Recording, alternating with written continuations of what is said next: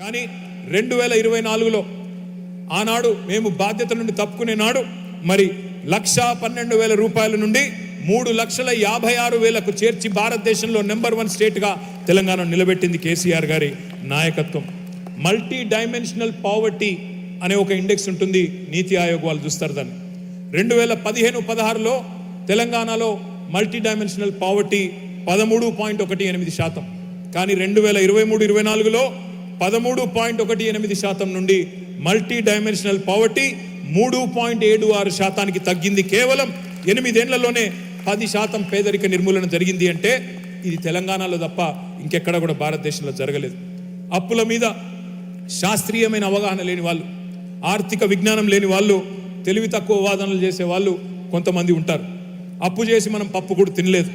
అప్పు చేసి ఆర్థిక చక్రాన్ని తిప్పి ఆదాయాన్ని పోగు చేసి ఈ రాష్ట్రానికి, రాష్ట్రంలోని పేదలకు, రాష్ట్రంలోని ప్రజలకు సంపద సృష్టించాం. తెలంగాణ ఆర్థిక క్రమశిక్షణ తప్పలేదు, మితిమీరి అప్పులు చేయలేదు. కేంద్ర ప్రభుత్వమే చెప్తున్నది, అప్పుల్లో 28 రాష్ట్రాల్లో మనది 24వ ర్యాంక్, అంటే పైనుంచి 24 కింది నుంచి 6వ ర్యాంకు. బ్రహ్మాండమైన ఆర్థిక క్రమశిక్షణ మనకున్నది. కానీ ఇవాళ కొంతమంది తప్పుడు మాటలు మాట్లాడుతూ ఉన్నారు. కానీ మనం ఎన్నడూ కూడా చీకట్లో బాణం వేసే పని చేయలేదు, చేయకూడని అప్పు చేయలేదు, చేయకూడని తప్పు అంతకంటే చేయలేదు. మూస పద్ధతుల్లో ముందుకెళ్ళలేదు. అవుట్ ఆఫ్ ద బాక్స్ ఆలోచనలతో, వినూత్నమైన ఆవిష్కరణలతో, పాలసీ డిస్రప్షన్తో విప్లవాలను సృష్టించాం. మాంద్యం ముసురుకున్న కాలంలోనూ, పెద్ద నోట్లు రద్దయినా కూడా, కరోనా లాంటి ఇబ్బంది వచ్చినా కూడా తెలంగాణను ఆర్థిక రంగంలో ముందుకు తీసుకొని పోయినాం. కేసీఆర్ గారు ఆయన ఒక మాట ఇస్తే మరి నెరవేర్చి తీరుతారనే విశ్వాసం తెలంగాణ ప్రజల్లో ఉంది. కేసీఆర్ అంటేనే విశ్వాసానికి చిరునామా. ఆయన నినాదం ఇస్తే అది సంచలనం, ఆయన విధానాన్ని ప్రకటిస్తే అదొక విప్లవం.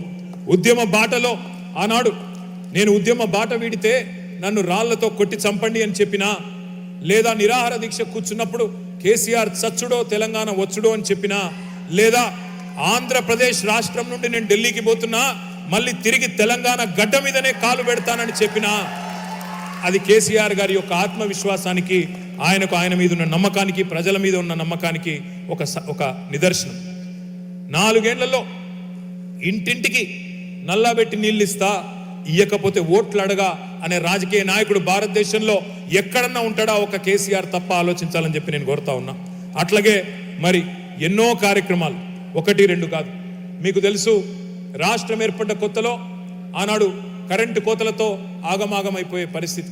కానీ కేవలం 6 నెలల కాలంలో విద్యుత్ సమస్య తీర్చడమే కాకుండా 7,700 మెగావాట్ల కెపాసిటీ ఉండే తెలంగాణని ఇవాళ 20,000 మెగావాట్ల కెపాసిటీకి చేర్చింది కేసీఆర్ గారి నాయకత్వం. వచ్చే సంవత్సరం నాటికి అది పెరిగి 25,000 మెగావాట్లకు చేరబోతా ఉన్నది. మీరందరూ ఇక్కడ అమెరికాలో ఉన్నారు, మీకు పవర్ కట్లు అంటే తెలియదు. కానీ భారతదేశంలో ఉన్న మీ చుట్టాలను కానీ, మీ బంధువులను కానీ 2014 పూర్వం పరిస్థితి ఏందో అడిగితే, ముఖ్యంగా రైతన్నలను అడిగితే మీకు తెలుస్తుంది. ఎట్లా అసలు 3 గంటలు కూడా కరెంటు లేని రోజులు ఎన్ని రోజులు ఉండేదో మీకు కూడా గుర్తుకొస్తుంది.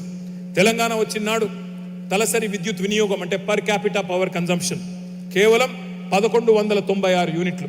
అదే 9 ఏళ్లు తిరిగేసరికి 1,196 యూనిట్ల విద్యుత్ కన్జంప్షన్ పెరిగి 2,398 యూనిట్లకు చేరిన విషయాన్ని నేను మీకు గుర్తు చేస్తా ఉన్నా. తెలంగాణలో వ్యవసాయ విస్తరణ ఎంత జరిగిందో, పరిశ్రమలు ఎంత పెరిగినాయో, ఏ రకంగా విద్యుత్ వినియోగం పెరిగిందో దీన్ని బట్టే మనం చెప్పొచ్చు. ఇవాళ మీకు నేను ఇంకొక మాట కూడా నేను గుర్తు చేస్తా ఉన్నా. తెలంగాణ అంటేనే ఒకనాడు పడావు పడ్డ భూములు, ఎండిపోయిన బాయిలు అనే ఒక విషాదమైన పరిస్థితి.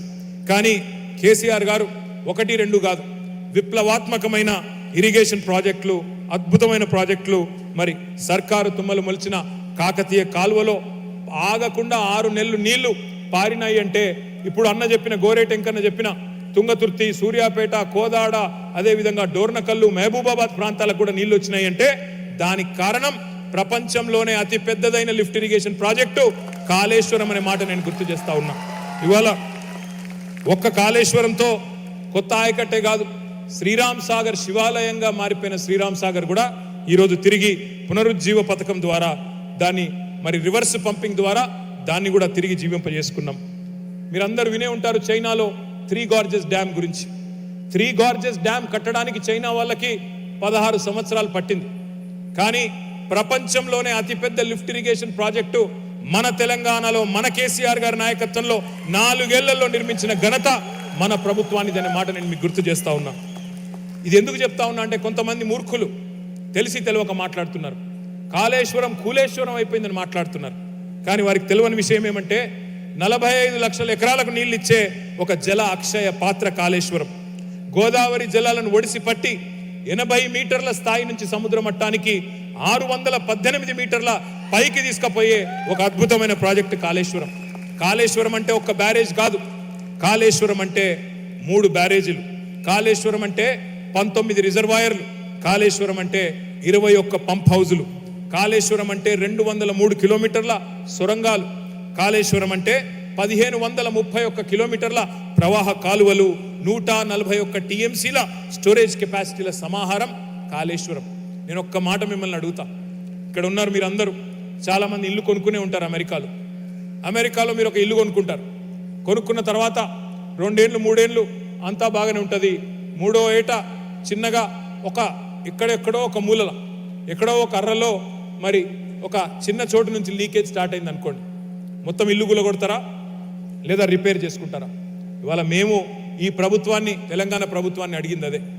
371 పిల్లర్లుండే 3 బరాజుల్లో 2 పిల్లర్లకు ఏదో నష్టం జరిగితే మొత్తం ప్రాజెక్టే కూలిపోయింది, ప్రాజెక్టే వృధా అయింది అని చెప్పి వృధా ప్రయాసపడుతున్న ప్రభుత్వానికి తెలంగాణ రైతుల తరపున, తెలంగాణ ప్రజల తరపున, మొత్తం ప్రపంచంలో ఎక్కడ ఉన్న తెలంగాణ వారి తరపునైనా వెంటనే వారికి చెప్పేది, బద్నాం క్యాంపెయిన్ ఆపండి, ఈ విష ప్రచారం ఆపండి, ఉన్న అద్భుతమైన ఈ జల అక్షయ పాత్రను సద్వినియోగం చేసి మీ చప్పట్లతో తెలంగాణ ప్రభుత్వాన్ని కోరుతున్నాం, వెంటనే తిరిగి దాన్ని ముందుకు తీసుకొని పోవాలని కోరుతా ఉన్నాం.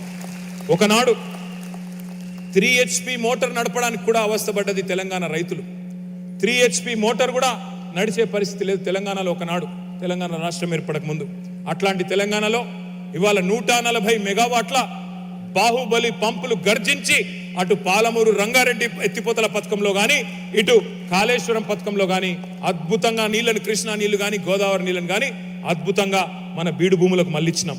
అట్లాగే దక్షిణ తెలంగాణకు వరప్రదాయిని అయిన పాలమూరు రంగారెడ్డి ఎత్తిపోతల పథకం కూడా 90% పూర్తయింది.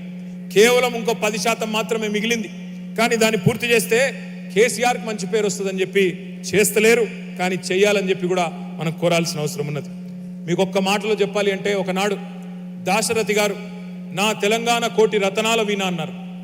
కేసీఆర్ గారు నా తెలంగాణ కోటి రతనాల వీణ మాత్రమే కాదు, 1 కోటి ఎకరాల మాగానా అని చెప్పి 2014-15లో గ్రాస్ ఇరిగేటెడ్ ఏరియా 62 లక్షల ఎకరాలు మాత్రమే ఉంటే 2023 నాటికి 1,60,00,000 ఎకరాలకు తీసుకొని పోయి 1 కోటి ఎకరాలు మరి కొత్త ఆయకట్టు తెచ్చింది కేసీఆర్ గారి నాయకత్వం. ఈ మొత్తం భారతదేశ చరిత్రలో 78 ఏళ్లలో ఏ రాష్ట్రం కూడా సాధించని ఘనత ఇది. ఇంత పెద్ద ఎత్తున వ్యవసాయ విస్తరణ, ఇంత పెద్ద ఎత్తున గ్రాస్ ఇరిగేటెడ్ ఏరియా పెరగడం ఎక్కడ కూడా ఈ దేశంలో ఇదివరకు జరగలేదు. అట్లాగే